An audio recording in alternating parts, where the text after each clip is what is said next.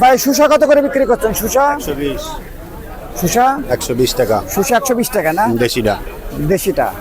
তো আর আছে আপনার হাইব্রিড আছে, দাম কম 80 টাকা। 80 টাকা।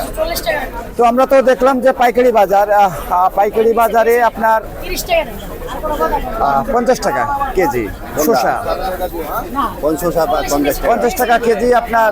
পাইকারি বাজারে 115 টাকা করে, আজকে পাইকারি 110 টাকা, একটা 15 টাকা। তো আমাদের কাছে স্টেটমেন্ট আছে, আমাদের কাছে পাইকারি যারা বিক্রি করছে তাদের স্টেটমেন্ট আমাদের কাছে আছে। তো ওই যে পাইকারি বাজার আর এই আপনার খুচরা বাজার অনেক ডিফারেন্স, আসলে অনেক ডিফারেন্স হওয়ার কারণটা কি?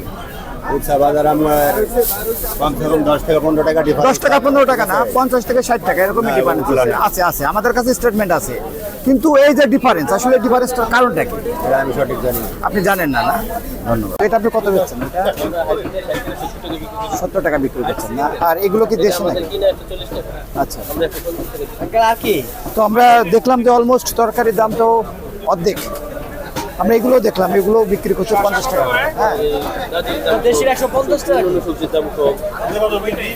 তবে পাইকারি বাজার থেকে এখানে জিনিসের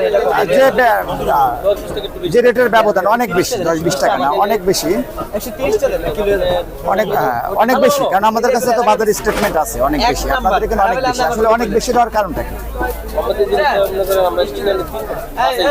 আচ্ছা, আপনারা বাছাই করে কিনে নিয়ে আসেন,